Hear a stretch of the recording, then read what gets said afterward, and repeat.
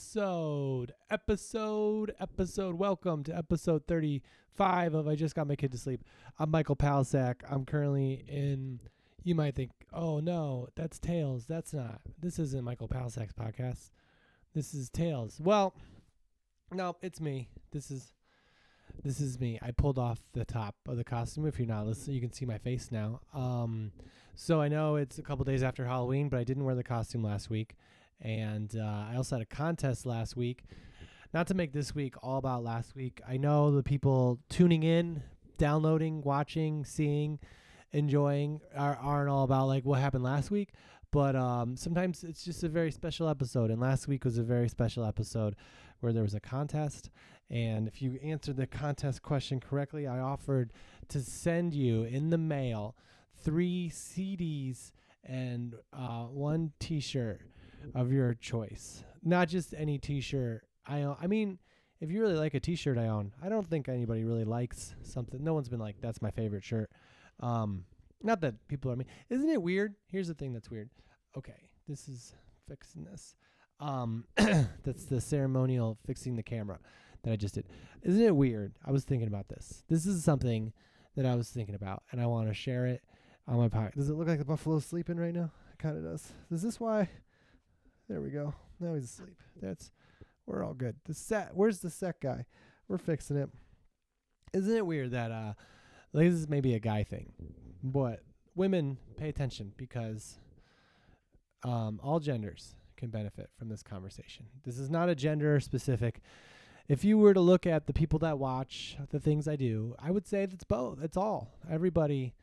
Some people watch more on one or the other, whatever. Anyway, it's weird as a man that to me, I think it's strange that I go into a store and I buy a shirt, right? And that store exists everywhere. Like I'm not going to like a fancy boutique or whatever. It's just like this is a store that's in every major city in the country.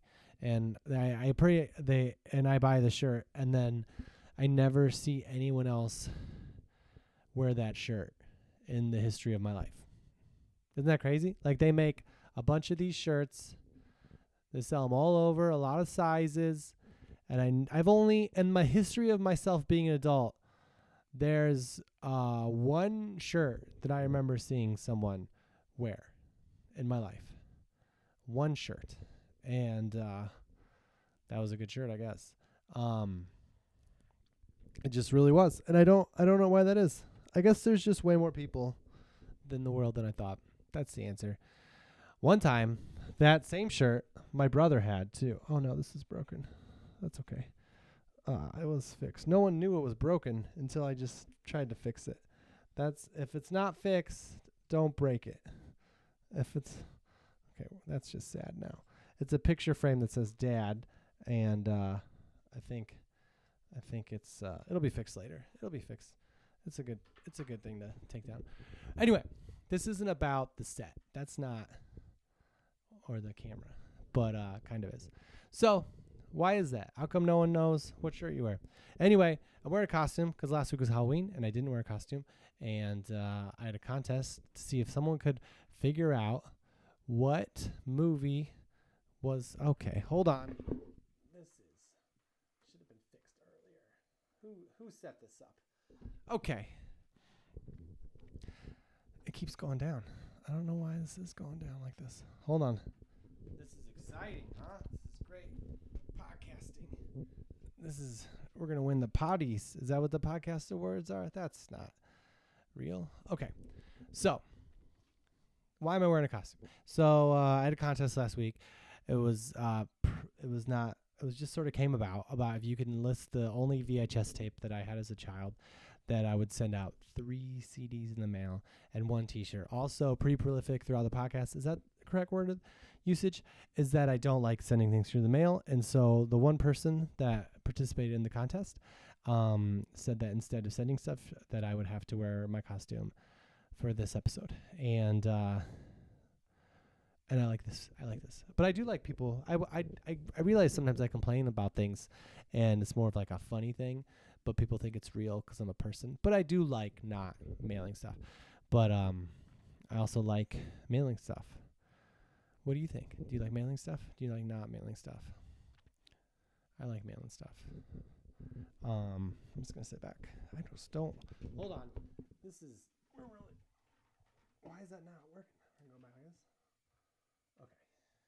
this. Okay. Okay. I think it's the costume that's really affecting the camera. No.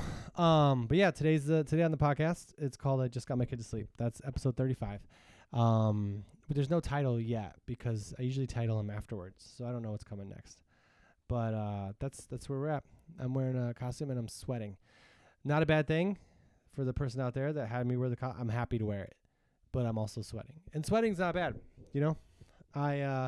Sweating is a natural form of expression of your body for when things get hot or cold or whatever. This is all over the place. There it is. Okay. I'm going to throw that away. What's this? Clean it up. Maybe we should just start over. Should we just start over? We got to fix this? Not starting over. But yeah. No one participated in the contest in the way that I had to mail anything, but I did wear my costume. And that's just how life is. How are you? I just got my kid to sleep, and that's what's going on. Halloween, anybody? I wrote some stuff down about Halloween. When Jack was a young child, we went trick-or-treating, and the first time he realized what it was, he didn't know what it was. It was just like a weird. It's weird when kids are like learning about a thing, because I feel like half my time as a parent is thinking they know nothing, they're so stupid. Well, how are they gonna live? And then the other half is like, oh, they're just like me, and I feel like I'm wrong every single time. But when he was 3 or 2, I think we went trick or treating. He didn't know what it was, and he just called it seeing more doors, and that was really fun. He said, I want to see more doors. Every time we finished the house, he'd be like, see more doors? See more doors. And then the next morning he woke up, and his first words, he's like, see more doors. See more doors. And that's when I had to be like, oh, that's not every day, you know.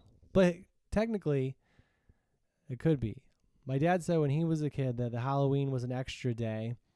It was called Beggar's Night, and you could go out. I think it was the night before Halloween and the night of Halloween, or maybe 2 nights. And if you did, then you were like you were doing super Halloween time. But yeah, and I feel like little kids could kind of get away with it. Like if you were a parent and you went out the next day too. I don't know. It's so weird that on one day and one night a year, you can climb on people's property and steps and bang on their doors and they give you candy. And then like, I don't know, an hour after it's over, it's like, what are you doing to my house? You know? Like we live in a neighborhood where there's like some heavy trafficked areas of trick-or-treating to the point where if I lived in that area, like if I had a house and people were trick-or-treating in my house and there were that many people, I'd just be like, this could get out of hand. Like in those houses, usually there's like a table set up in the yard, so you don't even get to come to the front door. And I always thought that it was just like, oh, they just want to, you know, be out of their house and see everybody. But then I was like, no, I don't think they want people coming up to their door in mass quantities. That's the lesson you learn, though. I realized last year we did our neighborhood, which was really cool because it's not like huge houses or anything. But they're very excited to have trick-or-treaters because they don't have as many. And then we ran over to the big neighborhood, and the big nice neighborhood the candy wasn't as good because there were so many trick-or-treaters that they didn't have big candy bars, and they didn't have as many. But our neighborhood, we went out this year. We went with some friends. There was a friend thing. I have trouble with change. I don't know if. Not trouble. I just don't. I think, you know what? Here's the thing. I don't think I have trouble with change. I just think that I have an experience that is really, really good, and I'm right about it being good and it being the best way it is. And then people suggest things, and I'm like, we can do that, you know, because I don't want to be the person that's like not changing. even though the way we did it before was perfect. And there's a phrase that if it's not broken, don't fix it. And I feel like Halloween last year was not broken. Perfect trick-or-treating experience. So why fix it? And then this year we were invited to go to a different part of town and do like a trick-or-treating early and then have like food at the house. And I, as a person in my life, like I'm a comedian, you know, I'm a podcast. I don't really work with people. You know, I got Mr. Teeth here and this, I forget his name. Someone remind me. But I don't, like, I'm happy to just hang out. But it was very nice, and the party was very nice, and the people were very nice.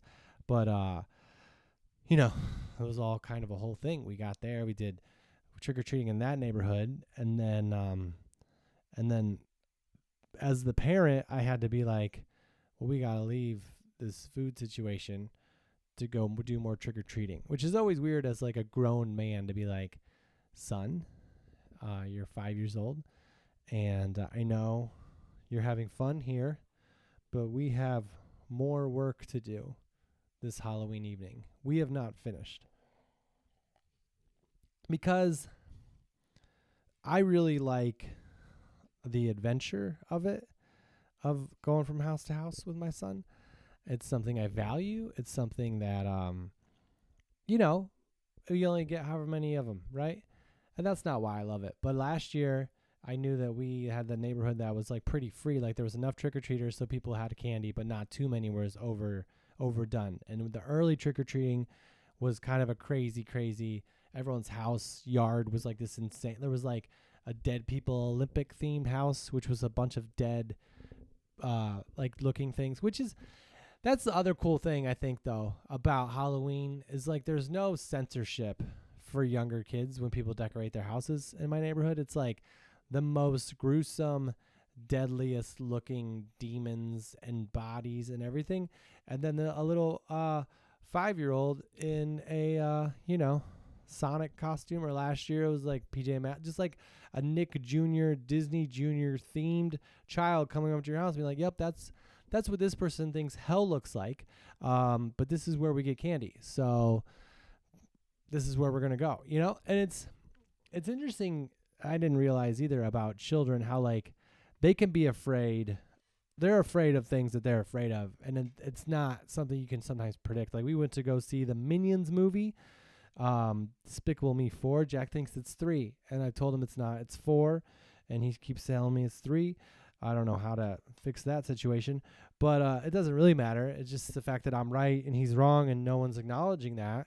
That's what happens when you hang out with a child one-on-one, is like I feel like when both parents are off of work at the same time, you can sort of have let's let the child be right now. And then you look at the parent and you're like, but really, this is a gift we're giving him.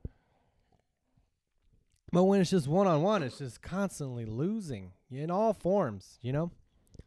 I got to lose this argument so we can go to bed. I got to lose this game so we can go to bed. I got to lose because if they lose this sometimes. We were playing video games today and he lost. I'm not going to get on another track because I got a track going, you know? And he started crying, which I love. I love that he's crying because, you know, sometimes I think like, oh, he's growing up too fast. And then I defeat him in a video game and he's crying. I'm like, he's still a little kid.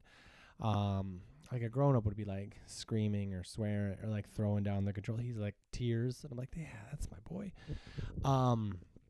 But so it's interesting. Trick or treat. I don't know if this is all over the world, but in California and Los Angeles, there's some houses all the houses that are decorated fully. There's never like a little kid themed house. They're all like super, super like scary.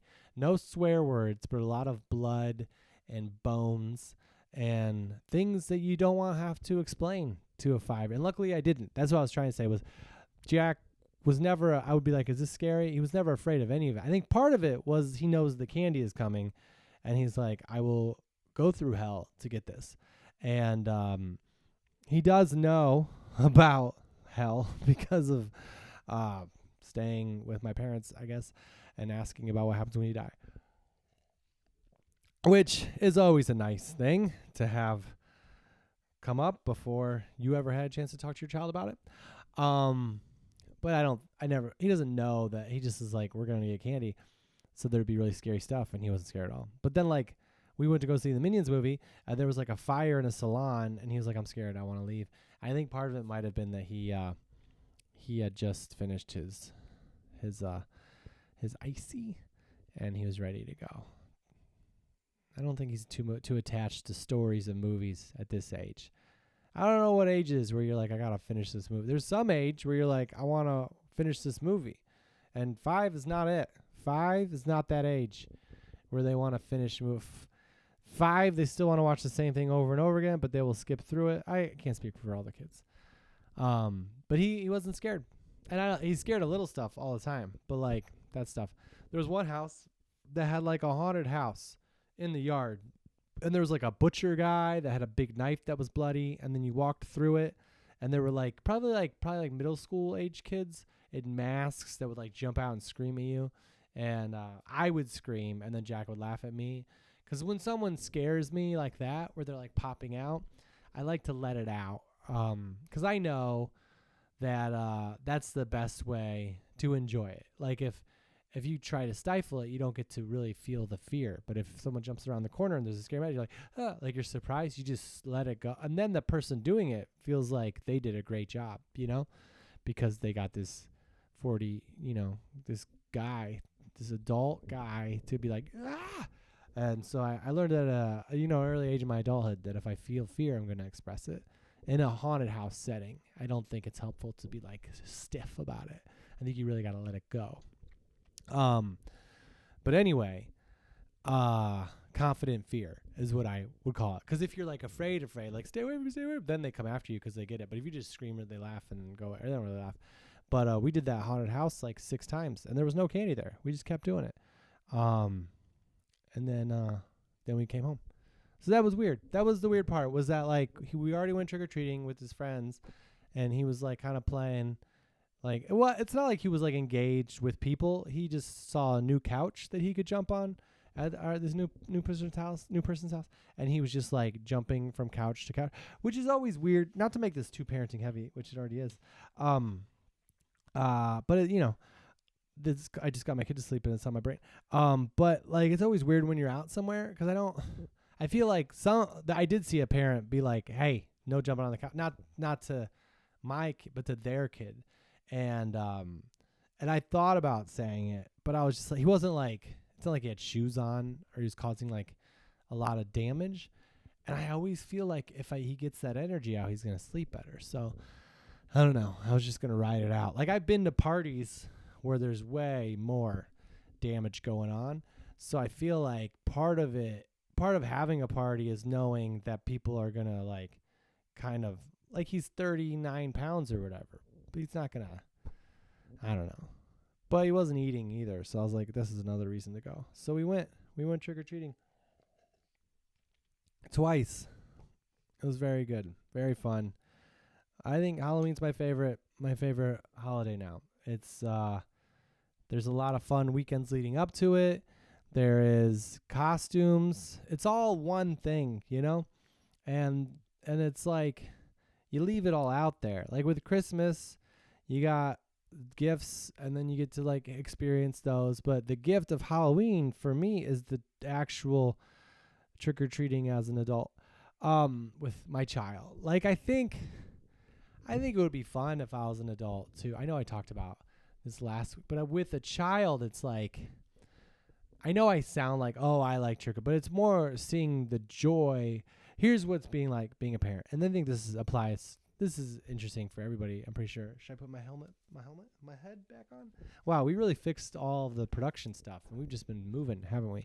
So my costume has eyes right here. So if I'm being accurate, I pull it down, but I can't see it all. So I spent most of the day like this. Cause I've never been into like super accurate costuming type stuff. Anyway, I think the cool part about being a parent is that I remember trick-or-treating, right? But I didn't get to see, while trick-or-treating, someone more excited than I was to enjoy it. And I think that's the fun part about being a parent, is like you get to do this fun thing with someone who's more excited than you are to do this pretty like wholesome, fun thing. I mean, we have a lot of candy now, and he's aware of the candy. Last year he forgot about the candy, and this year I think he knows that he forgot about it, because like just today he said, Dad, all of fall we're gonna eat candy now, because he kind of knows that last year he just sort of had candy on Halloween, and that was it. And I didn't like hide it from him. I didn't like leave it out. I wasn't like, did you have your candy today? You know, I don't know. What's the right thing to do? I read something that said Halloween, if you say, hey, only two, however, if you limit the candy to the kid, like to a specific number, then that's going to make the kid feel like he's doing something wrong by wanting candy. And then there was another thing that was bad. And then the other thing you're supposed to do is when they ask how much candy, you say, hey, I mean, this works for more like younger kids. They're like, well, how about we just cuddle together and you can have a couple pieces and we'll just see how your tummy feels, or see how you feel. And I do feel like at that age, my son didn't finish his lollipop. He was just like, oh, that's enough of the ring pop. He had a ring pop. I've never had a ring pop. I don't think I've ever had a ring pop, and I'm okay with that. But it was interesting because my mom is very like pro being a good parent. She's probably a pro parent for sure, but she's very like, how do you learn stuff? How do you know what to do these days? And so I got excited because I was like, oh, I saw this video on Instagram, so you know that it's like verified and real, and you should listen to it because it was on social media, and who would lie on that? But she would, so I was like, oh, you're not supposed to like be like, hey, no more candy right now, only 3 people, because then you're gonna create this like lack of, and they're just gonna want it. And so she was like, my mom was like, oh, so we messed up. I was like, that's not the point. Was I learned a thing, and I think like I'm okay. I don't know. Yeah, so that was fun.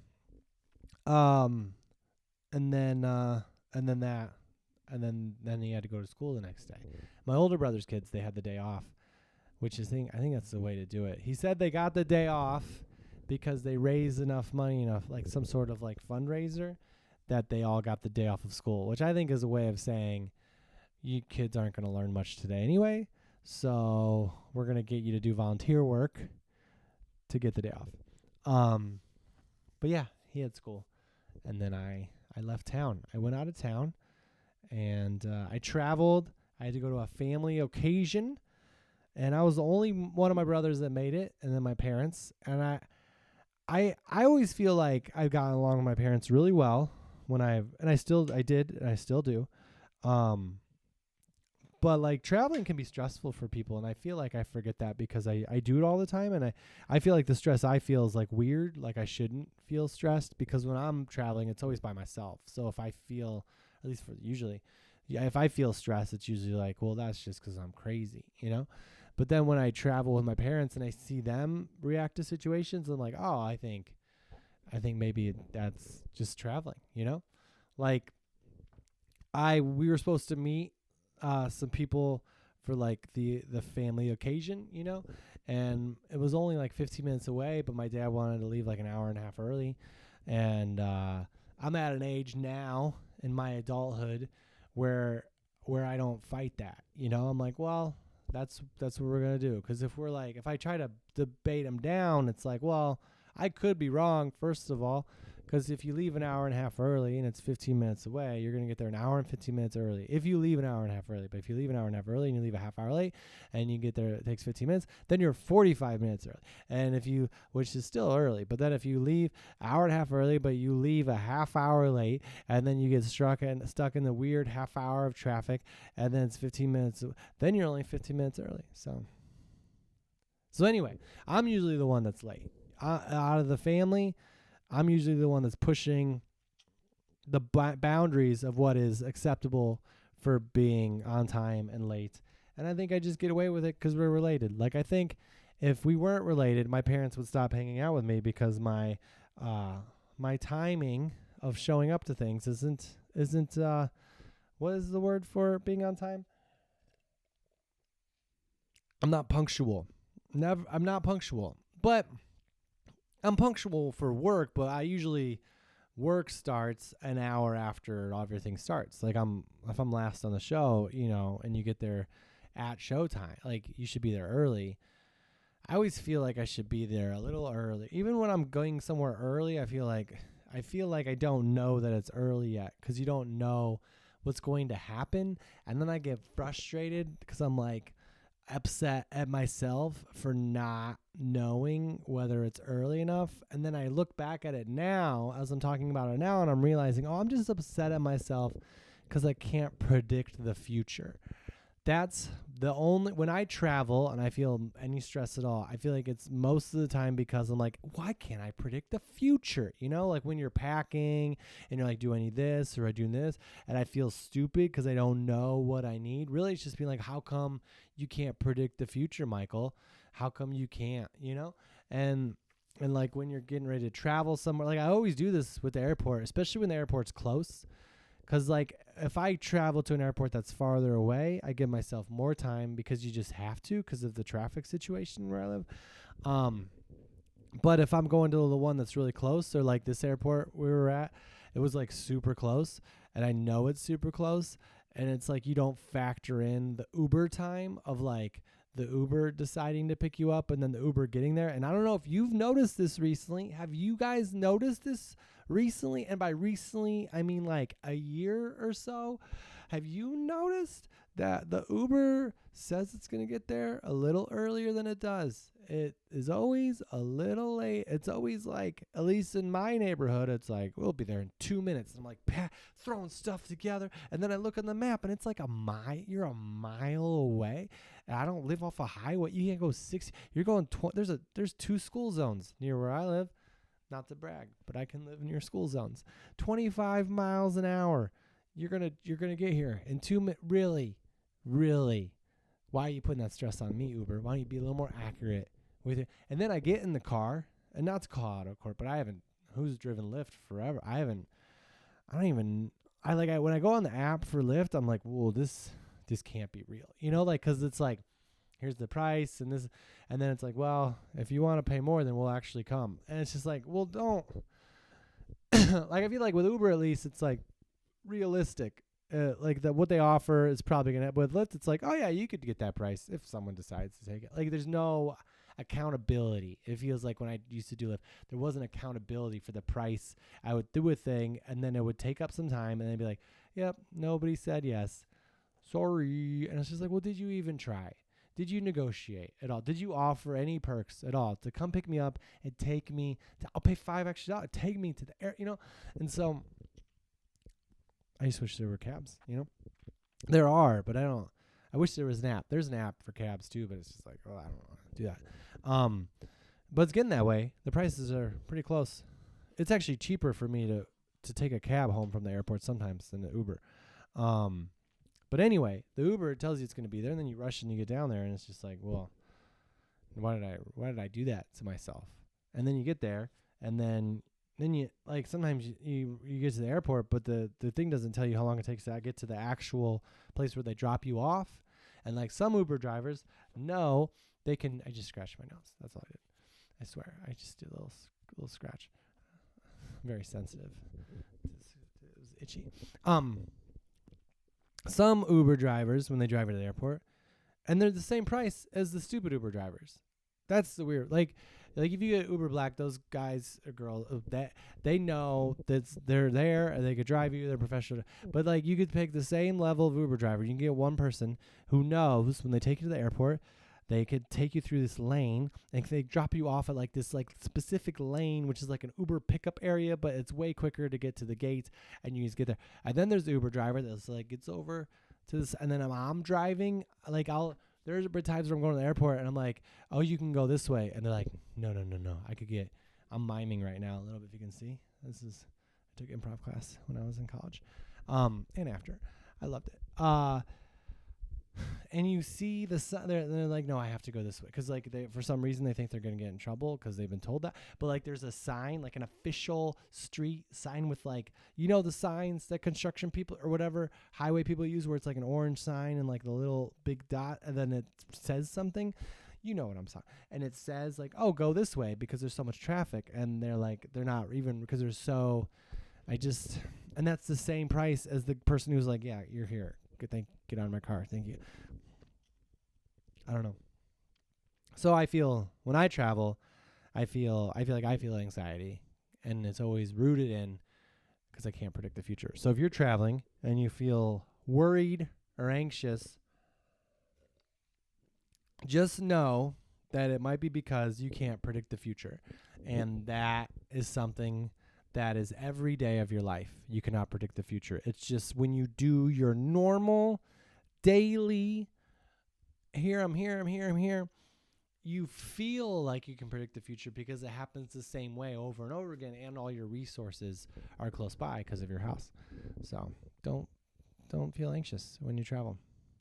One way I don't feel anxious is when my flight gets delayed or canceled, because I'm just like, phew, what a vacation from my life, you know? Some people are like, I gotta get here. I'm just like, I don't have to get anywhere for a couple of days. Like, even if sometimes I have a show. If I have a show at night and it's like a significant a part of my career, I'm probably going to come in a day early. But if I'm there for like a whole week and there's no hotel budget for the day before, it's just like, well, we're doing it, you know?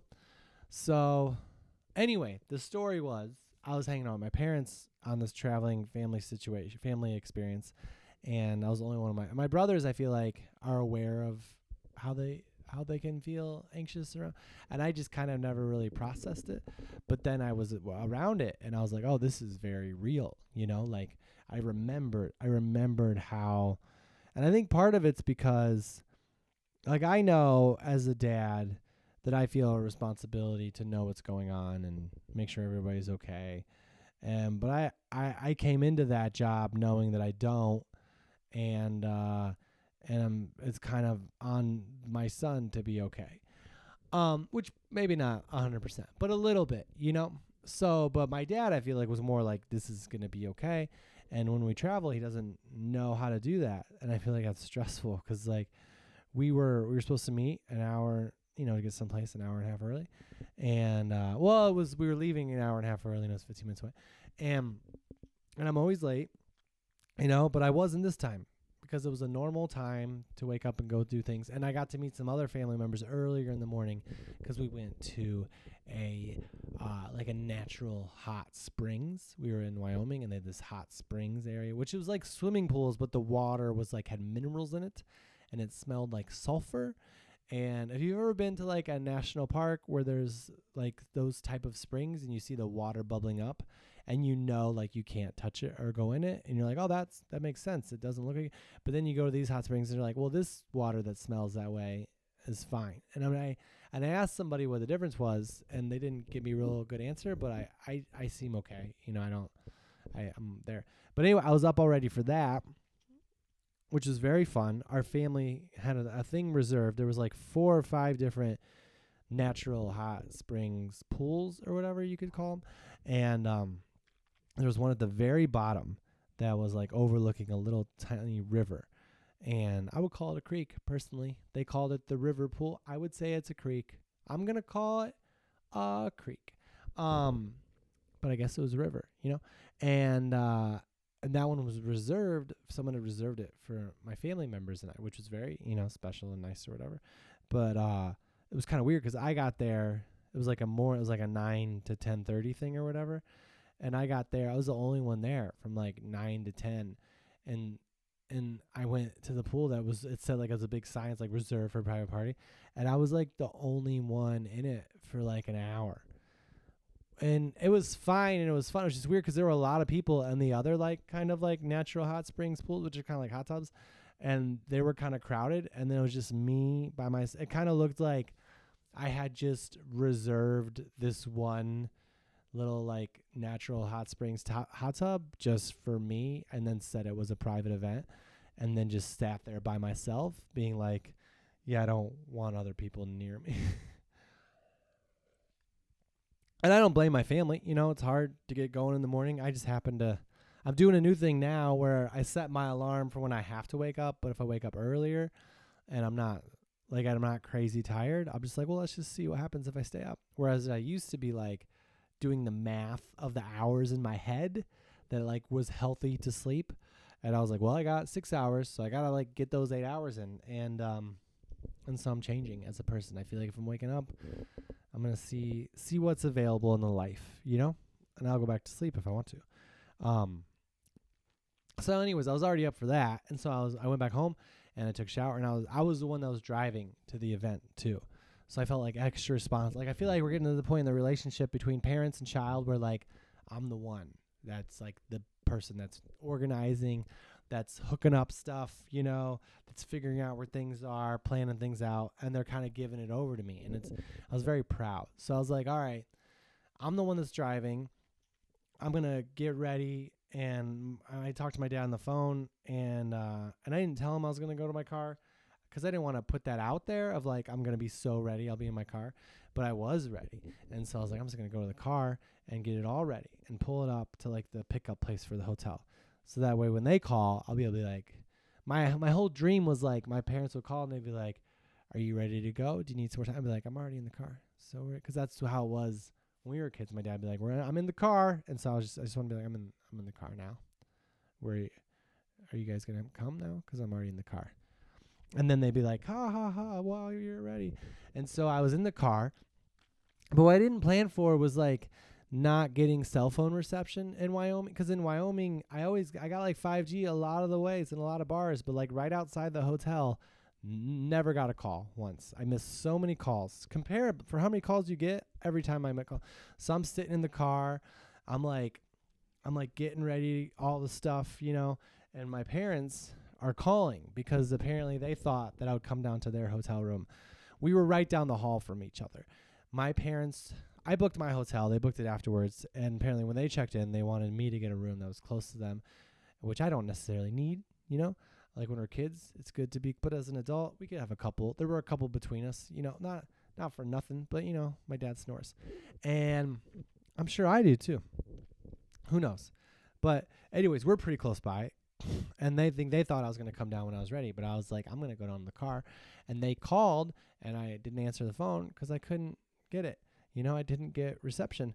And I didn't know I didn't get reception. It's when you know you don't have reception, you can plan for it. But I had reception in the hotel, reception away from the hotel, but right outside the hotel, no reception. It's like the hotel was like, hey guys, you got to come in here or you got to get out. No hanging around and just talking on the phone. And so I'm in the car, and then my parents are like, oh, he's not answering his phone. So they come down to my hotel room and they start knocking on the door, and I'm not answering because I'm not there. Spoiler alert, I'm not there, you know? And then apparently, this is how it was told to me right away. My parents assumed, since I didn't answer the door, that I had fallen in the bathtub. The hotel rooms had no bathtubs, by the way, just showers, which I guess you could fall in a shower too, but there's not going to be like standing water or anything. So they thought that I had died. And so they were knocking on the door, and apparently the knocking got louder, and then they started screaming my name in the hallway at 12:45. I think it was my dad more than my mom. But my dad just started screaming in the hallway. And I think that was the travel, you know, stress coming out because like, I don't know, they are older than me for sure by a couple decades. And so they probably, we were on the third floor too. They figured they probably were like, well, we could go down to the lobby and see if Michael's there, but that's a long walk. So we should probably like pretend that he might be dead and get that knocked out first and scream a lot. So they did that, my dad, and then they came down. And then, you know, it's weird. Like they were going, especially my dad, I think my mom, they were both, my dad said that my mom was worried, and my mom was like, I wasn't worried.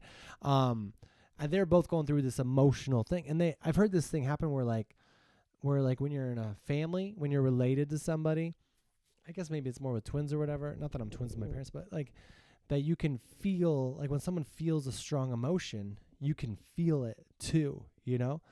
And it was weird because while they were thinking I was like not alive in my hotel room, with no reason to think that. It's 12:30. I just spoken to my dad at 11:45, just talking about how we were both going to be ready on time, with no real reason. Like I'm healthier If anybody should be worried when they don't hear about something, it should be like me about like I'm pretty but they just assumed I was dead. And so they started one of them started to feel so much anxiety. And I've heard that you can sometimes, if you're related to that person, you can also feel that emotion, even if you're not aware that it's actually happening. You can't see it or hear it. You could feel it. And I will tell you, in that moment, I felt not that at all. I didn't feel anxiety. I turned on the car and I got excited because it had Sirius radio for free. I was like, what? Usually you got to pay for this. And upstairs, the third level, my parents would be like, my God. Just imagining the horrors that could have happened. Here's the thing about being a parent, I guess. I don't know. I'm not that age of a parent. But it's like anything could happen to anybody at any point in their life, you know. And if you don't hear from somebody, maybe their phone is off, or maybe the cell phone reception's bad, or maybe they're not alive, you know? And why put yourself through the worst first? But I do that too sometimes on a smaller level. I think there's like a human psychology thing where it's easier to go through where we think it's easier to go through the worst thing first. And then if that doesn't happen, then it's just going to be straight up from there, which I don't assume that someone's not alive if I don't hear from them. But like, here's where I relate to that. And I always think this is interesting when it's happening, but who knows if it really is. But I'm going to share it now. When I'm typing or I'm writing something and I have to write the word your, I will always type out YOU''RE. And then after I type it out, be like, is that the right one? Or like not like go back and read it later and fix it, but like after I type out the apostrophe version, I'll be like, was that right? And then I'll have to delete and fix it if it's not. Or just because I know that the apostrophe thing is annoying and harder to write, so I'm just going to get that out of the way and then check it. Whereas like I could just think while I'm typing too, you know? I guess that's not the lesson or the more, but it is. I know this isn't a moral lesson podcast, but like maybe that is the idea, is that maybe instead of being like, let's just put it on, you know, autopilot and experience the worst thing possible so it always goes up from here, just, you know, think for a second, a half a second, a tenth of a second. So then I'm enjoying series. You know, I got the Ohio State, Penn State game on, which my dad wanted to listen to. I was super excited. I was like, we're going to listen to this game. It was a big game. Top 5, first time since like 90 something maybe. And so I'm like, I'm going to be like the perfect driver for this experience. And it's almost 12:45. And I didn't go down to their room because it's a hotel room, you know, and my mom sometimes takes longer than me. Not always, but so I didn't want to like knock, and then my mom's getting dressed in the bathroom, and it's like I know that they would not, like everyone, but it's just like, I don't use your bedroom, you know, get dressed. So I didn't go down and knock, and then I came down to the car, and I didn't call and tell them I was in the car yet because I didn't want them. I knew we were like an hour and a half early, and I kind of wanted to not be there that early because it seems kind of like I go to sporting events with my dad, which maybe that's what he was thinking. We get to like football games super hour and a half early because you can watch them warm up and stuff. But this was like a family occasion. There wasn't a lot of warming up. We did get to see a musician do their sound check, so that was cool. But it was like, maybe that's the respect he was trying to show. Is like, if we're going to go to the baseball game for batting practice, we should probably go to this family occasion just as early, which you got to respect that. But I was like, I'm not going to push us to get there, you know, an hour and a half early. Or leave an hour and a half early, 15 minutes to get there. But if there's so anyway, I'm in the car. I'm like, I'm going to give it 15 minutes. You know, we said 12:30. I'm in the car. No one's here yet. No texts, no calls. And 12:45 rolls around, and then I'm about to like call or text my parents, and my mom and dad walk out, and mind you, they had just thought I was dead in a legit screaming way. Probably not really thought it, but they were like, apparently one of them was my dad was screaming my name in the hallway to wake me up from my unconscious state in the bathtub that doesn't exist in that hotel room. Because they had to assume that if I wasn't answering my phone and not answering the door, then possibly it's over. You know, which if it is over, why can't we just let ourselves be surprised by it? You know, why can't we just assume, oh, he's okay? And then later on be like, right? Anyway, so they come out and they just thought I was not alive, and they see me in the car. They walked directly to where the car was. It's like they knew that was the route. And like, I have a smile on my face, you know, because the car is ready. They're ready. We're not leaving on time, so we're not going to be so early. And everything's set up. The football game's on the radio. The car is like in a good cleaned out area where everyone can sit. And my mom opens the door and my dad, and they're just like, is your phone off? And I was like, hi, hello, hi. And then they told me the story. And I was like, I didn't apologize because my phone was on, which if it wasn't, you know, but I had it and it just didn't get reception. We were in Wyoming, you know, and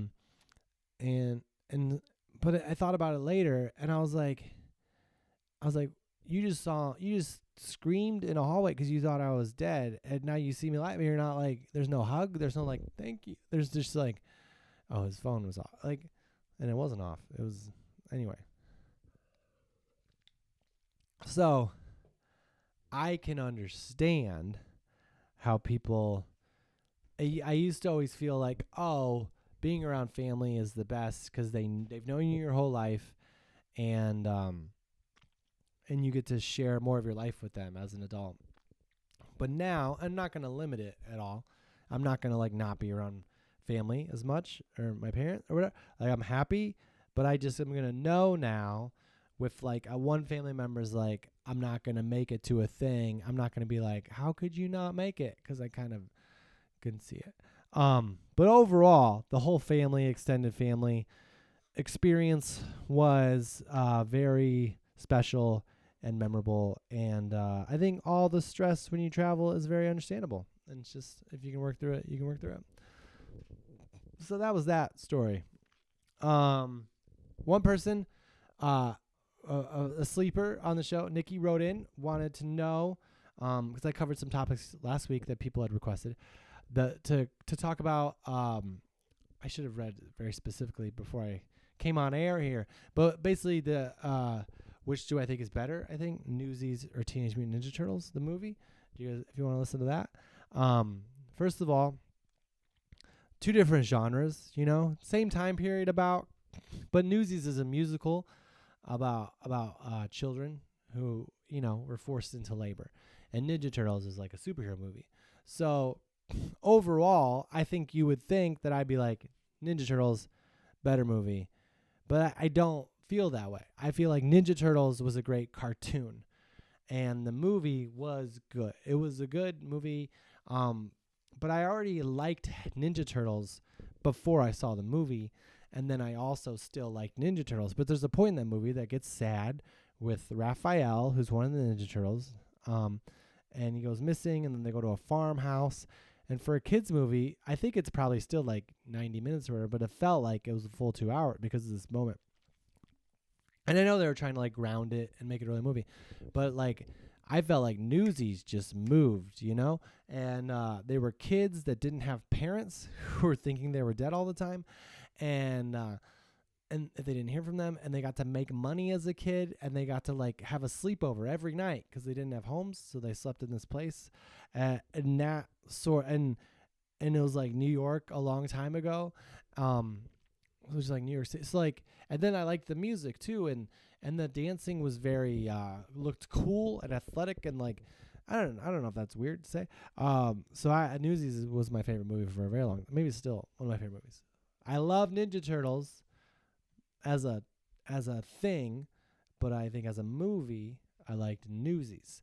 And I think the other thing that Newsies did was, both of them did, they allowed a male child in the 90s to see other men express emotion, or other kids express emotion. Whereas like in Newsies, it was kind of like through song and like solidarity of like going on a strike and stuff. And Ninja Turtles was like brothers basically taking care of one another. So that was special. They both had that going for them. I just felt like, in a way, Newsies was a little more lighthearted because it was based on a historical thing. So the characters were kind of able to sort of have some levity to it throughout. You know, like if you watch Titanic, it's not all about the ship going down. There's a whole story and there's a whole adventure. It's kind of like there's the Indiana Jones factor of like he keeps almost dying or whatever, and there's there's all these things going on. Whereas like I felt like with Newt, when you have a historical event, and it kind of almost in a way can open you up to taking some license when it comes to like the characters or the other funny things or the fun things, because it's grounded in this event. Whereas like Ninja Turtles was like grounded in a comic book, which I feel like makes you make it more human. So it's almost like it was almost more rigid than I felt like it had to be. Like it was funny already. I should go back and rewatch it. And but also as a note, I did end up owning Ninja Turtles on VHS also. Just the answer to last week's contest was An American Tail, and that was the VHS that we owned for the longest. I never owned Newsies on VHS, but I did tape it off of the Disney Channel back when you could tape stuff. I thought I heard my son. I don't think I did. He's 5, he'll be okay. He's 6 soon, which is 6, not 5. So, yeah, if you're watching and you have questions, feel free. I'm sure I'll have questions throughout my podcast stuff. This week I'm going to Acme Comedy Company in Minneapolis, Minnesota. I'll be there Wednesday, Thursday, Friday, Saturday. I could have just said Wednesday through Saturday, but 2 shows Friday, 2 shows Saturday. And that's where I recorded my last special. And then my new special called He's Friendly will air on Thanksgiving night. I believe the time will be 7:30 p.m. Eastern. I wanted to put it between the second and third football game. But if people are listening and they have a better time or day, they could watch it. It'll be on there for like a long time. You don't have to watch it then, but that'll be premiering then, and which is special. Special for a special. So yeah, that's the new special, and I think it's gonna be Thanksgiving Day, which I don't know the date, which is Thanksgiving, but we know November 20. I could probably Google it. I'm not gonna Google anything today. But yeah. And then next week, after this week, Minnesota, next week is Cincinnati. Well, it's Liberty Township, but it's called Cincinnati.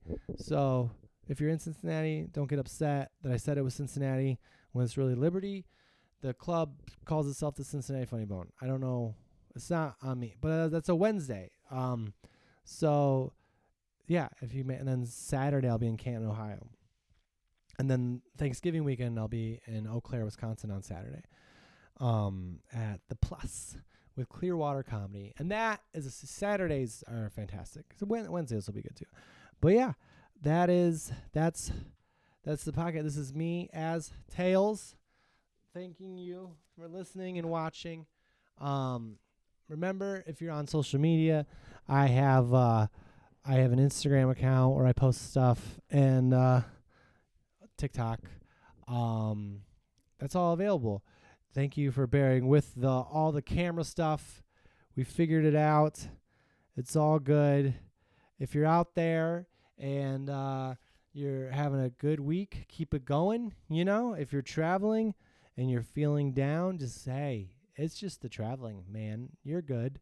You can't predict the future. And if you can predict the future and you're feeling sad, then you probably already saw it coming. So you can cope with it in an effective way. But no, have a great week. This is episode 35, the Frank Thomas number episode. I'm Michael Palsak. I love you.